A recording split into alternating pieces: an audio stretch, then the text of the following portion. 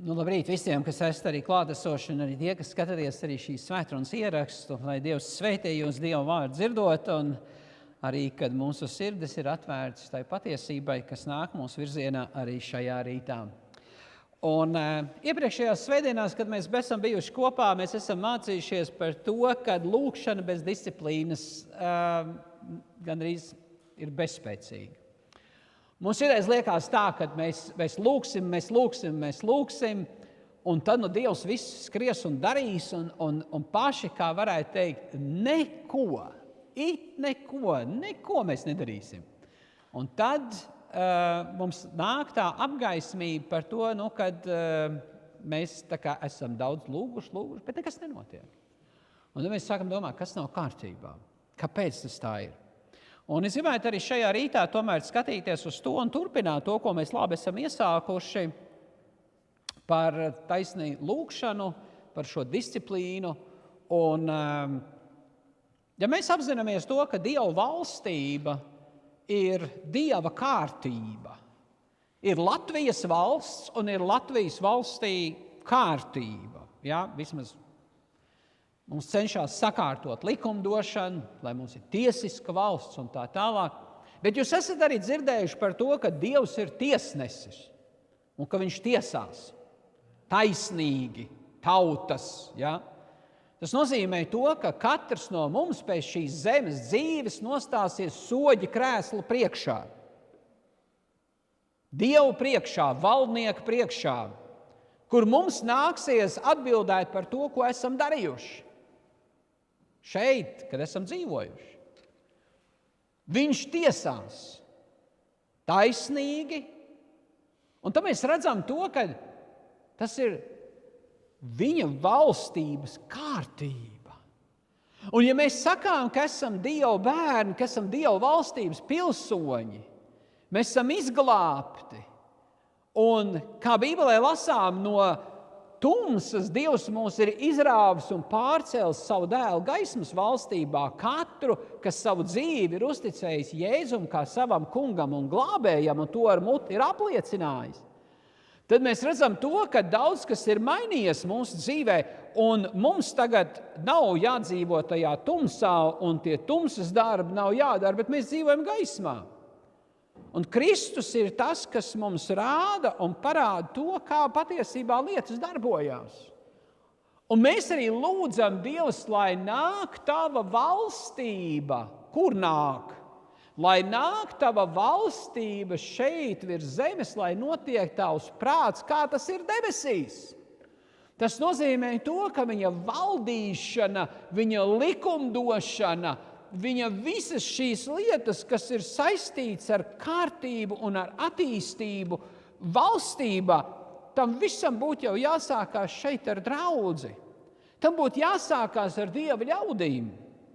Mēs nevaram sagaidīt no pasaules, ka tagad viņi darīs tā, kā Dievs ir vēlējies. Viņi nemaz nepazīst Dievu. Viņi nezina to, kas ir rakstīts Dieva vārdu konstitūcijā, kas tev ir, kas ir Bībele. Tas sākās no mums. Un tad mēs skatāmies uz to, ka daudzi ticīgie patiešām mīl Dievu. Nav tā, mēs varētu teikt, jā, tu mīli Dievu, fantastiski un tā. Bet ļoti daudz ir vienaldzīgi pret to, ko Dievs ir teicis. Būsim godīgi arī savās dzīvēs, vai neko? Mēs zinām, Bībele to saka, jā, tur es kaut kad dzirdēju dievkalpojumā un tā tālāk, bet es kaut kā to neņemu vērā savā dzīvē. Un tu liekas, jā, tu mīli Dievu, bet tā vienaldzība. Un tas vienaldzības gars, ja, kas ļoti, ļoti izplatās, tas vienkārši aug augumā, ja mēs ļaujam viņam tādam būt. Bet mēs skatāmies uz to, ka Dieva vārds ir tas, kas mums atklāja to patiesību par Dievu un viņa valstību un to, kāds ir viņa nolūks mūsu dzīvē. Un tad, kad mēs skatāmies par mīlestību runājot, mīlestība bez disciplīnas kļūst sentimentāla. Ja mēs domājam par šo vārdu sentimentāls, tad tas ir ļoti stiprs tāds jūtu, kā varētu teikt, jūtu izteikšana. Tas viss ir balstīts uz jūtām, bet šīs jūtas nespēja noturēt paklausību. Jūs ziniet, jūtas ir mainīgas. Tu vienu dienu jūties tā, un varbūt tas vakarā jūties tā, bet no rīta atkal tu jūties tā un tā tālāk. Bet tas mums ir ļoti svarīgi, ko mēs arī jau drusku apskatījām iepriekšējā reizē, ka paškontrole parāda to, kāda ir tava atbildība. Lai šajā mīlestībā noturētu. Mums ir jādzīvo mīlestībā, mums ir jābūt, kā teikt, mīlestības pilniem vienam pret otru, to Jēzus arī māca. Bet mēs nevaram aiziet tikai uz to, ka tas ir tikai tādā jūtu līmenī. Mēs tādā mīlestībā pat baidamies pateikt kaut ko tādu, kas tam otram ir noderīgs un vajadzīgs.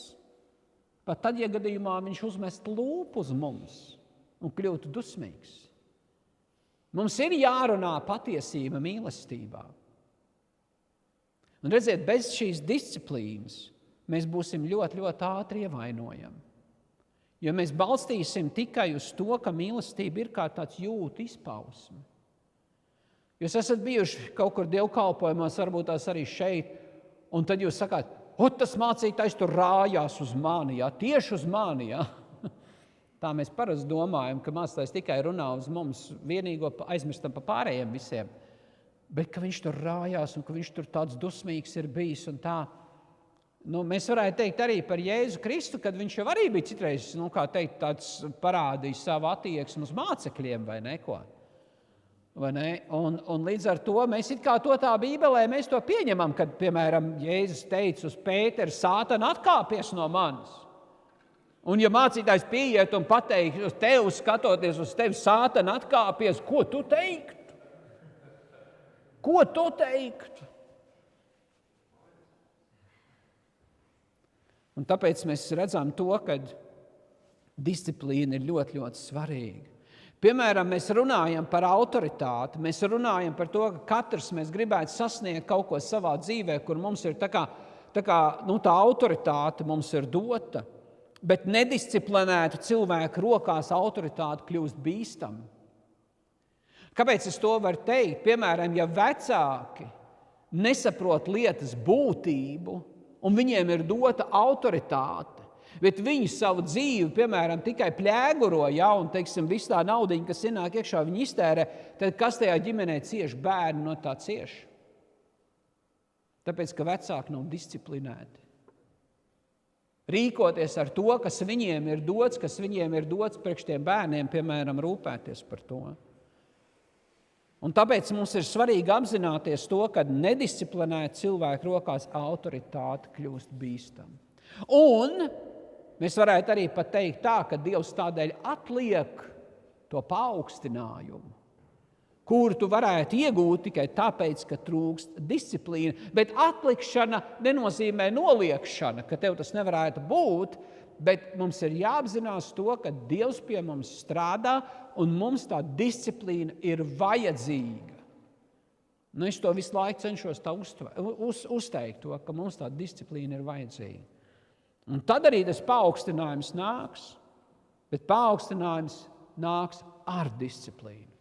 Un tas ir jebkurā vietā, piemēram, ja jūs strādājat kaut vai lielveikalā, un ja jūs skatāties to, ka jūs esat no zvana līdz zvanam, un jūs domājat, un ja vēl tikai tā izdara to, tāpēc, ka tev tik un tik tikai maksā, un tāpēc tu tā dari to visu varbūt tās ar tādiem gariem sobiem, un tad tu gaidi to, ka tev paaugstinās, piemēram, par nodaļas vadītāju un vēl kaut ko, tas nekad nenotiks. Kāpēc? Tāpēc, ka tur nav disciplīna. Tu parādi, ja tu gribi to paaugstinājumu piedzīvot, tu ieliec iekšā vairāk no sevis tajā. Ka tie cilvēki var redzēt to, ka tu ritīgi saproti, ko tu dari. Un tev ir skaidra tā lieta, ka tev nevis tikai interesē sava kabata, bet tev interesē visu uzņēmums, kā viņš var, uzplaukt, tad bez disciplīnas to nepanāks. Un tur varbūt tās būs kaut kas ekstra, kas būs jāizdara no savas puses, bet tad cilvēki redzēs to, pagaidi, tu neesi atnācis tikai šeit, kā varētu teikt, notraulināt to laiku, bet tu esi atnācis, tu esi smaidīgs, tu pasmaidi cilvēkiem, tu laipni palīdzi viņiem. Ja? Tas kaut ko paprasīs no tevis, vai ne? Bet, ja tu mācies tajās lietās, tu disciplinē sevi tajās lietās, pat tad, ja tas cilvēks nav laipns pret tevi, tu esi laipns pret viņu. Un, kad tu to apgūst, tas, kas vada, viņš ieraudzīs to, viņš redzēs to, un tas paaugstinājums būs, bet bez disciplīnas tas nebūs. Tā kā mums tas ir ļoti, jāapzinās, tas ir ļoti, ļoti svarīgi. Un, piemēram, Dievs ļoti arī, kā varētu teikt, pasargā mūs, ka viņš nedod mums to, ko mēs bez disciplīnas nevaram panest. Un tas ir ļoti svarīgi, ja Dievs mums varētu iedot visu kaut ko, viņam viss ir iespējams un tā tālāk, bet viņš mūs negrib salauzt tā, kad mēs nevarēsim piecelties. Un tāpēc ir daudz lietas, ko Dievs tā kā attur, ka mēs to nevaram pacelt vienkārši, jo mēs neesam disciplinēti tajā lietā. Kādu piemēru es jums iedošu, es nezinu, cik smagu stieni jūs varat pacelt, cik daudz kilogramus jūs katrs, ja būtu uz tā štangas virsū, cik daudz jūs varētu pacelt, ja, teiksim, atspiest un tā tālāk. Cik daudz jūs to jūs saprotat, var taču uzlikt virsū, nezinu, kādus tur tos entos kilo virsū, bet tu taču nevarēsi izkustināt. Bet tev liekas, ka tu varēsi, vai ne? Tu stāv no malas un liekas, es taču to varēšu, vai ne? Bet tu pieeji klāt, tu nevari viņu izkustināt. Un tāpēc mēs katram jāapzināmies ir tas, ko mēs varam pacelt. Bet mēs varam pacelt vairāk, ja mums ir disciplīna, ja mēs trenējamies tajā, tad mēs redzēsim to izaugsmu, ka mēs varbūt tā sākam, 5 kilo hanteli, ja? Un pēc tam jau mēs varam pacelt tur 25 kilo. Ja? Vienkārši tā izaugsme, bet tas viss nāk caur disciplīnu. Jo, ziniet, daudz uzsāk labas lietas, un pēc tam, viss iet, un tie muskuļi sāk, kā teikt, attīstīties, un tā, bet pēc tam pagurst. Pēc tam, kā varētu, netīkās, kaut kas nesanāca, un tā tālāk, un tie muskuļi atrofējās. Un tā liekas, bet es taču varēju pacelt, bet tagad es vairāk nevaru to izdarīt. Tāpēc, ka nav bijusi disciplīna. Tāpēc, ka ir kaut kāds pārāvums bijis šajās lietās. Redziet, paškontrole ir tā, kas pasargā svētību. Paškontroli. Mēs par to arī mācījāmies, ka tas ir svētā gara auglis, bet kad tu to attīsti sevī, tas nenotiks vienā brīdī, bet tā paškontrola, tā pasargā to svētību. Jūs ziniet, ka robežas ir vajadzīgas tās arī aizsargāt. Robežas nosargā nolūku, tā sargā to, kas tev ir priekšā. Cik daudziem patīk robežas? Kaut kā paškontrola ar savā veidā ir tā, kas ierobežo. Vai ne? Tā kā Bībele saka, viss mums ir atļauts, bet ne viss mums der. Tad mēs skatāmies uz to, kad ir robežas. Un bez robežām, kas notiek? Brīvība tiek izpostīta. Ja mums nav robežas. Mēs citreiz mums liekas tā, kad robežas mūs tā kā ierobežo. Mēs tā kā kļūstam ierobežoti. Ja? Teiksim, piemēram, mums ir Latvijas robežas, labi, mums ir Schengena, mēs varam ceļot, mēs varam braukt ārpus robežām. Tā. Bet patiesībā mēs jau tās robežas neesam, mēs esam Eiropas tajā iekšā, tā kā mums ir brīvi ceļot, bet uz ārējām robežām mums ir robežas, kuras tiek sargātas. Mēs vēl necik sen žogu uzcēlām, vai neko? Tad daudz visādi grib nākt iekšā, tikt nelegāli iekšā, un mums ir robeža un robežsargi, kuri sargā mūsu valsts robežu.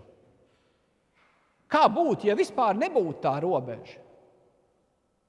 Mums varbūt tās būs pus Pakistāni jau te būtu iekšā. Mums visās malās būs kebabi. Mēs jau sen ēst šitās te rīsu nūdeles un vēl visu kaut ko vēl vairāk. Tā kultūra izmainītos, ja? Bet, redziet, mums ir vajadzīgas tās robežas. Ja mēs parunājam par tādām robežām, piemēram, bez robežām cilvēks var kļūt par parādu vergu. Kā viņš var kļūt par parādu vergu, ja viņš noņem visas robežas nost, ja viņš var iet un tērēt par saviem līdzekļiem, kas viņam ir, viņš ies parādā, viņš kļūs par parādu vergu, viņš noņem robežas nost.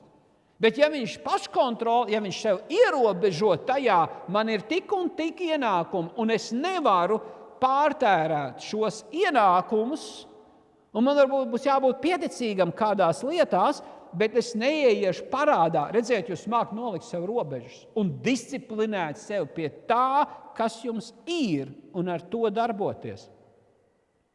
Bez robežām, piemēram, cilvēki var kļūt atkarīgi. Viņi var iet atkarībās. Un patiesībā paškontrola, kad mēs skatāmies tā, es saku vēl vienreiz, mums citreiz tā paškontrola liekas, viņi mūs ierobežo. Bet es gribu, lai jūs ieraugtu to, ka tās robežas un ka jūs sev var kontrolēt, ka tā ir laba lieta. Ja? Piemēram, paškontrola patiesībā pasargā tavu brīvību. Tavu brīvību. Un žēlastība, ja mēs arī lūkojamies, žēlastība nenojauc robežas, bet stiprina tevi tās noturēt. Jūs ziniet, kur ir vajadzīga tā žēlastība? Mums liekas tā, es pārkāpšu robežas, ja, un tad Dievs apžēlosies, vai neko. Tā ļoti daudz ticīgie dara. Visi mēs esam cilvēki, visi mēs grēkojam un tā tālāk. Es pārkāpšu tās robežas, tā lai Dievs apžēlojās pa manīm. Bet žēlastība jau patiesībā ir tā, kas palīdz tev noturēt tās robežas. Kādā veidā? Pavisam vienkārši. Tā žēlastība ir tas spēks no augšienes, kas tev ir vajadzīgs pateikt nē, kad viss iekšā tevī sauc jā. Un tā žēlastība dod tev spēku pateikt nē. Žēlastība patiesībā ir tā, kas mums ir dāvāta, lai stiprinātu paklausību. Nevis nepaklausību. Dievs mūs apžēloja, kad viņš mūs izglāba. Viņš piedeva visus mūsu grēkus. Bet tas nenozīmē to, ka mūsu mērķis ir tālāk dzīvot un grēkot, lai Dievs joprojām dod žēlastību un piedod mūsu grēkus. Nē, Dievs ir tas, kas vēlās savu žēlastību dot, lai tu varētu būt stiprs tajā paklausībā Dieva vārdam. Tur ir tā žēlastība. Kungs, apžēlojies par mani, apžēlojies par mums, ka mēs varam tavu vārdu īstenot savā dzīvē, šajā dienā. Un Dievs dzird tādu lūgšanu. Kāpēc? Tāpēc, ka tu vēlies iet Dieva vārdu robežās. Tu vēlies iet un aizliegt sevi, un tev būs vajadzīgs spēks noturēties pretīm, kad tas kārdinājums nāks un gribēs, lai tu vairāk tērē nekā tev ir, kad Dievs tev dos to žēlastību uzvarēt tajā izaicinājumā. Redziet, ir tas ienaidnieks, kas grib, lai, piemēram, tev būtu posts, lai tev iet slikti tavā dzīvē, lai tev iet bēdīgi tavā dzīvē, lai tu būtu stresains un izmisumā, bet Dievs ir tas, kas parūpējās par visu, lai tu varētu dzīvot mierā, lai tu varētu dzīvot, kā teikt, spēcīgi. Nevis vāji, nevis kaut kādīgi, bet gudri dzīvot. Un tas ir tas, kur mums ir jāņem vērā tās elementārās lietas, kas mums ir vajadzīgi. Piemēram, spēcīgs cilvēks kļūst, ja viņš ievēro disciplīnu. Jūs iedomājaties, es nezinu, cik daudz jūs esat skolotāji, bet, piemēram, ja jūs ieiet klasē un tur nav disciplīna to bērnu vidū, tad es esmu dzirdējis no skolotājiem, ka viņiem gandrīz tā stunda aiziet nevis, lai viņi kaut ko varētu mācīties, bet lai tur ieviestu disciplīnu, lai tur būtu kārtība. Un tu liekas, kā tas viss traucē attīstību, ja tev visu laiku nepārtraukti ir jādisciplinē, ja tā kārtība jāieved pie tiem bērniem. Tur nav attīstība. Un mums, piemēram, disciplinēt sevi, tā ir liela atbildība. Ļoti liela atbildība. Es vēl vienreiz gribētu atšķirt šo rakstu vietu vaļā Lūkas evaņģēlī, kur mēs esam arī skatījušies. Lūkas evaņģēlijas un 9. nodaļa un 23. pants. Un mēs šo būsim jau vairākas reizes lūkojuši, lai mums tas tā iesēžās arī, kā varētu teikt, sirdī. Un 23. pāns, un viņš sacīja, tas ir Jēzus saka uz visiem, ja kāds tad uz visiem, ja, arī uz mums visiem, uz tiem, kas skatāties arī šo ierakstu, ja kāds grib man sekot, tad tāds, lai aizliedz sevi, ikdienas ņem uz sevi savu krustu un staigā man pakaļ.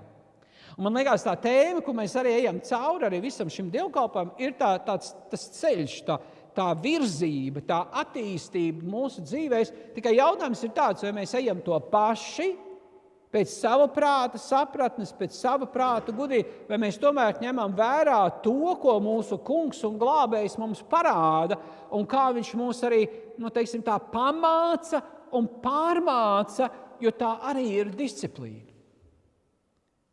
Tas nozīmē to, ka mums ir visi iespēja, sekojot Kristum, arī piedzīvot to spēku, kas mums ir vajadzīgs. Bet Kristus spēks vienmēr nāks kopā ar viņa disciplīnu. Mums tā liekas, ka mums tas nav vajadzīgs, bet patiesībā mums ir ļoti, ļoti vajadzīgs. Gan šis spēks, gan arī tā disciplīna, kas mūs notur uz tā pareizā ceļa. Taču tik ātri mēs varam novirzīties no tās patiesības, no Dieva vārda. Tik ātri to var izdarīt. Bet redziet, tas spēks mums ir vajadzīgs. Un ja mēs tā paskatāmies arī, piemēram, paņemsim tos pašus svarcēlājus, teiksim tā, kas to disciplīnu smagu un visu un tā un grūti un tā. Bet redziet, ar katru to disciplīnas reizi, jeb ar to, ko viņš tā kā aizliedz sevi un tā kā piespiež sevi izdarīt kaut ko tādu, ko viņš tā kā no visiem pēdējiem spēkiem, tad visvairāk tas muskulis arī aug. Tad tas spēks arī pieaug. Nevis tāpēc, kad viņš tur ir izdarījis pirmās 2 reizes, viņš ir uzcēlis tik vienkārši un tā, bet tas lielākais spēks pieauga to pēdējo reizi, kad tu tā kā varētu teikt, zināt, pēdējiem spēkiem tu cel to stieni, ja, un tas ir tas lielākais ieguvējs. Tad nozīmē to, ka tu esi pagājis to vienu soli tālāk uz priekšu. Un tā mēs varam skatīties arī līdzīgi visās pārējās lietās savā dzīvē, kur mēs gribam redzēt šo spēku pieaugumu, kur mēs gribam redzēt šo attīstību, to, ka nevis mēs kļūstam vāji un viegli ievainojam, ja, kur varētu teikt, kurš kārdinājums, kas nāk mūsu virzienā, mēs uzķeramies uz to. Bet, ka mēs varam pateikt to, nē, man ir, kungs, tavs spēks pateikt tai lietai, nē, kaut kā miesa bļauj, jā. Un tā tas ir, mani mīļie. Tad paškontrole, es ceru, ka jūs saprotat, ko tas nozīmē, ja? Ka jūs varat kontrolēt sevi, savas iegribas, savas iekārošanas, ka jūs varat, kā varētu teikt, ielikt sevi robežās un rāmjos. Bet jums tās robežas ir, es jau arī pateikšu mazliet, robežas ir, kas tad ir tās robežas? Kas tad ir tās robežas, ja mēs, piemēram, pieķeramies šai lietai? Robežas ir Dieva vārds. Robežas ir Dieva vārds. Dieva vārds mums noliek robežas. Un viņš mums saka tā, šeit mans draugs, ja šīm lietām kontrolē sevi. Ja?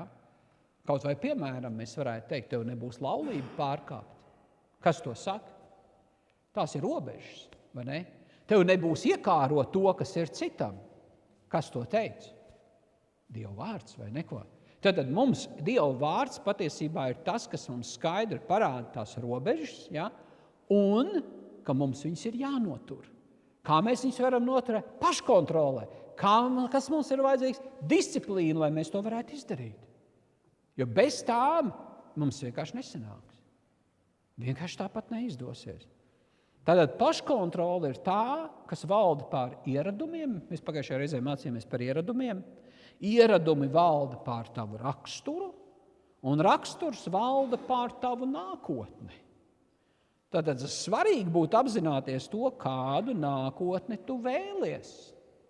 Un tad mēs nonākam, kā varētu teikt, pa solīt atpakaļ, līdz mēs nonākam līdz paškontrolē, kas veido atkal tālāk ieradums. Un ieradumi, es teicu arī pagājušajā svētdienā, kad lielāko daļu no dzīves mums veido ieradumi. Tas ir mūsu ieradums. To mēs darām. Vienkārši paskatieties savā, jūs redzēsiet to, cik daudz jūs varat salikt, kas ir jūsu ieradumi, ko jūs ikdienā darat.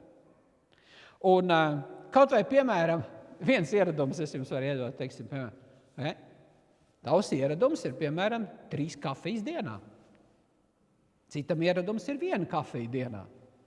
Citam, piemēram, ieradums ir 5 pakas pīps dienā, vai neko? Vai vēl kaut kas, ja? Ieradums, visādi ieradumi, vai ne, teiksim, piemēram. Labi, mēs neiesim iekšā, kas kuram ir, vai ne, bet realitāte tāda ir. Un tad mēs varētu padomāt par tādu jautājumu. Kas tavā dzīvē ir, ko tev vajadzētu mainīt? Kas ir tavā dzīvē, ko tev vajadzētu mainīt? Jo tas atkarīgs no tā, ko tu dari, kāda būs tava nākotne. Kas būtu tas, ko tu redzētu, kas ir jāmaina? Kas būtu, piemēram, tavā dzīvē, kas tev būtu jāaizliedz? Ja citiem vārdiem sakot, tu to esi darījis, tas tev ir nesis, kā varētu teikt, tos augļus, kur tev nepatīk. Un tad tu skaties, jā, šitas te man ir jāaizliedz. Viss. Basta. Vairāk tas nav. Es to aizliedzu sev. Paškontroli, disciplīna. Kāpēc? Tas ietekmēs manu nākotni. Es redzēju. Cik daudz mēs esam arī runājuši par to, ka, piemēram, ārsts pasaka, viss, tu to vairs nevar darīt. Ja nē, viss tev ir, tev maz ir atlicis. Un tu paņem pasaka, ka es ņem to vērā. Disciplīna, paškontroli, ja? Aizliegt sevi. Un tu dari to, kas ir labs, kas ir pareizi. Mērķis, nākotne, lai tu varētu dzīvot. Visam vienkārši. Tāpat tās arī, teiksim, piemēram, mēs varētu skatīties, kas tev dzīvē, ko vajadzētu mainīt, kas tev ir labam jāienāk tavā dzīvē. Un to jau mēs arī esam skatījušies, ne, teiksim, piemēram, labi elementāras lietas netērē tik daudz, netērē vairāk, cik tu nopelni. Nedara, piemēram, tās lietas, teiksim, neapņemies to, ko tu nevar izdarīt. Arī tas ir, vai ne, teiksim. Daudzas lietas, kur var skatīties, piemēram, tev pašai laika pavadīt gan Bībeli lasot, gan lūkšanās un pavadot laiku ar Dievu kopā. Tas ir ļoti, ļoti, ļoti svarīgi. Un tāpēc, man mīļie, jūs redzat to, ka vienkārši atnākt un lūgt Dievu par visām šīm lietām, bez paškontroles, bez disciplīnas, nekas nemainīsies. Mums tā gribās, lai tas tāds, kā apmēram, Dievs tu izdara manā vietā, bet tas tā nav. Un tāpēc arī nav jālūdz skaļāk vai vairāk, bet taisn otrādi ir jāmācās valdīt par sevi, attīstīt šo paškontroli, attīstīt disciplīnu. Un patiesībā lūkšana un disciplīna iet roku rokā. Viņas iet kopā. Ja mēs kaut ko lūdzam, tad mums ir jāsaprot to, ko tas paprasīs no mums. Ko tas paprasīs no mums? Un nebūs tā, ka vienkārši tu lūgs un neko nedarīs tajā virzienā, vienkārši kā teikt, un Dievs viss ies un darīs, vai ne? Viņš nav džīnijs, ja, teiksim, piemēram, paberzē lampu, ja, un 3 vēlēšanās, ja. Un tā tas nedarbojas, man mīļie. Tātad paškontrola patiesībā spēcina lūkšanā un pārliecībā. Jums ir vieglāk lūgt, jums būs lielāka pārliecība par to, ko jūs lūdzat, kad jums ir šī paškontrola. Tu dari to, kas ir pareizs, tu aizliedz sevi, seko Kristum, tu pārvaldi savu dzīvi, un kas parāda arī tavu briedumu. Un tas ir ļoti, ļoti, ļoti, ļoti svarīgi. Ko, piemēram, mēs esam daudz, kur arī dzirdējuši šeit Latvijā. Mēs esam dzirdējuši, ka daudziem cilvēkiem nav finanšu pratība. Viņi nemāk rīkoties ar savām finansēm, kas ir ļoti bēdīgi.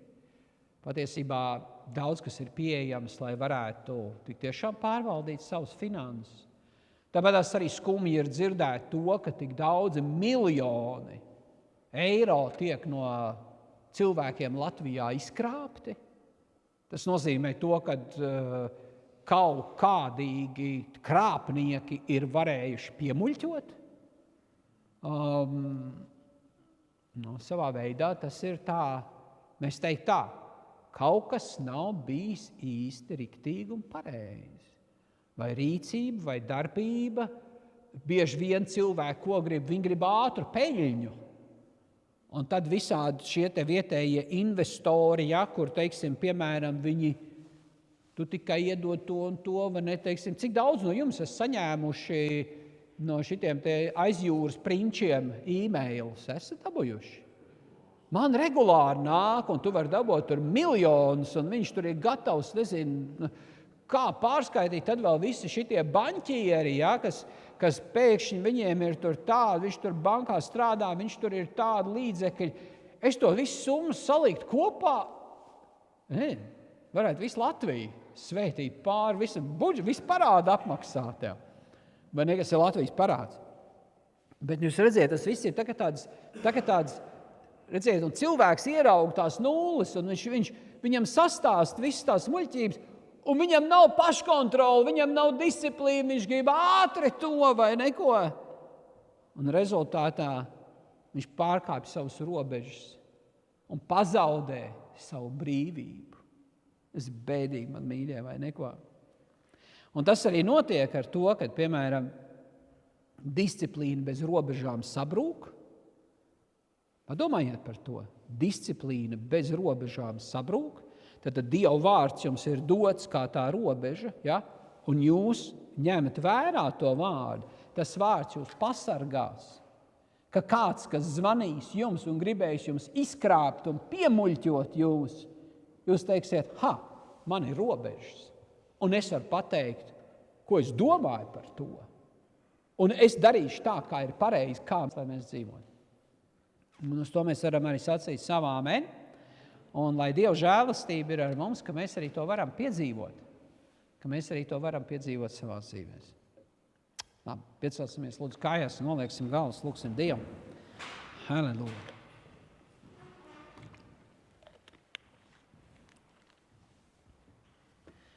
Un ja arī tu kaut kur savā dzīvē esi piedzīvojis to, ka tās robežas tu esi pārkāpis un kādas lietas, kur tu neesi bijis pacietīgs un kādas lēmumus, kurus tu esi pieņēmis, kurus tu varbūt arī nožēlo ļoti savā dzīvē, tad es tev aicinu, ka tu vari nākt Dievam un pateikt, pirmais, ko mēs varam pateikt, piedod Tēvs, nebija pacietīgs, neņēma vērā to, ko tu teici, ignorēji to. Bet paldies, ka tu atklāji savu gribu, savu prātu, lai es varu ieraudzīt to, kā es varu dzīvot tālāk. Paldies Tev, mīļais debes Tēvs, ka Tavs vārds vienmēr ir laikā. Un ka tās lietas, kur tu nāc ar pamācību un pārmācību, tā kā tu saki savā vārdā, nevienmēr pirmā mirklī ir patīkams.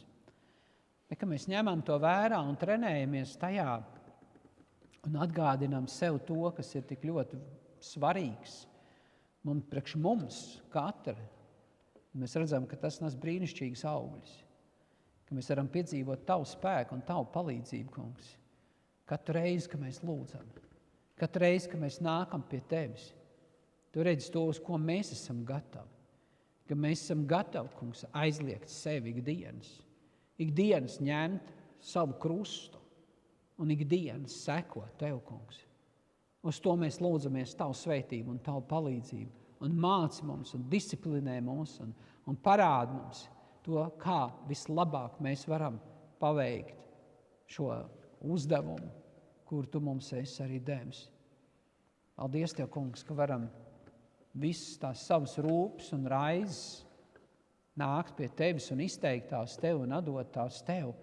Bet atkal, ka Tu mums māci netaisīt jaunas rūpes un raizes, ka Tu mums palīdzi saprast tās robežas, ka Tu māci mums saprast arī to pacietību, ka Tu māci mums saprast to, kā pareizi dzīvot pēc Tavu vārdu, kā Tu to esi atklājis. Tev, lai vienam, kungs, gods, slava un pateicība, svētī draudzes, svētī katru, kas klausās, katrs, kuram sirdi ir atvērta uz Tavu vārdu, kungs, lai tā atziņa aug augumā, lai tā garīgā sapratne kļūst vēl lielāka, ka mēs varam tik tiešām darīt visu arī no savas puses katrs, lai Tava valstība iet plašumā. To mēs Tev lūdzamies, Tēt, Jēzus vārdā.